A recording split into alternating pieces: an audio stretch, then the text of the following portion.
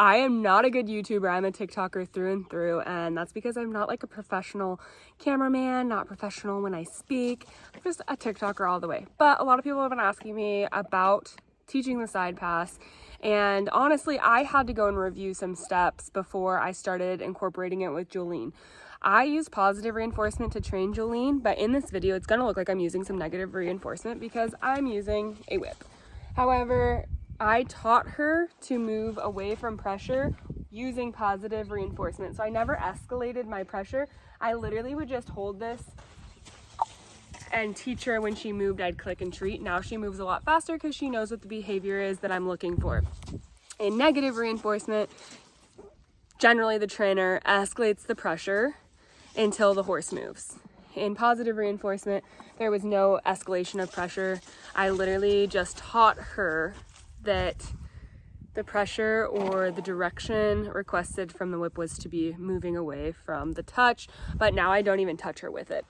You can use negative or positive reinforcement to teach your horse how to side pass. I've just been using positive reinforcement with Jolene because that's the journey that I'm on currently.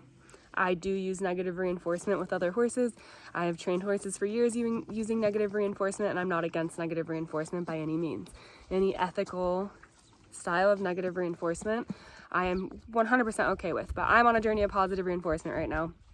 So I did teach her using positive reinforcement, so you won't see me escalating pressure when I'm asking her to do something. However, if you're using negative reinforcement, obviously you're going to be needing to follow the methods that you use.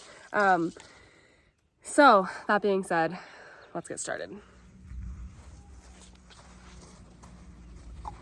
So I'm not even touching her with the whip. I incorporated her backing up with the whip because I had taught her target training, and she was following the target. So that's how I taught her to back up, following the target. Because her nose would have to come down. So now she just knows what that behavior means. So I did the same thing with the whip in all of the different parts of the body I wanted to move. So back in,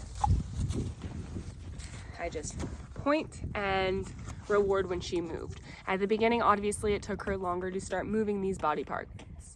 In these videos, I'm gonna just break down the steps for you to put together using your methods, your method of choice. First, you need to make sure that your horse is comfortable with whatever tool you are going to use as an extension of your arm, or the ropes, or whatever you're going to be using. I want to be able to touch the belly, the legs, the back, both sides. Very important. You want your horse comfortable with your tools. I want my horses to be able to tell the difference between me just touching them and me actually asking for some direction. So when I'm asking for direction, I'm using both eyes and directing my energy towards the part of the body that I want them to move.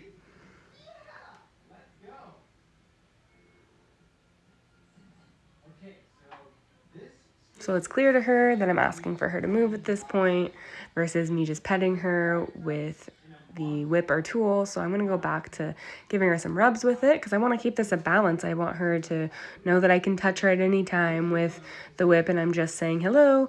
And when I'm actually putting direction with it, I'm going to cue with my energy or my eyes. However you do that, just make sure there is a difference for your horse, that your horse can differentiate when you're asking for something and when you are just using the tool to pet them or help them relax. I'm going to let her get relaxed again, keep all of this balance. Now I'm going to go for some movement. So I get him to move the hind end first. Once the hind end feels solid, you're ready to start moving the front end. And I use the halter a little bit to give direction of the nose, which way I want them to be going, and then ask them with my tool to move that body part. You want to get this fluid too. I try to be able to go in a complete circle smoothly before I move on to putting them both together. When I add them together, generally I start by asking for one movement at a time, but back and forth. However, with her, she picked up really easily that I could just go right in the center of the two cues, and she was going to move off of that so-called pressure. Use a fence line to keep the horse from moving forward or backwards while you're asking them to go sideways, and then you got to work on the speed so that they're moving evenly.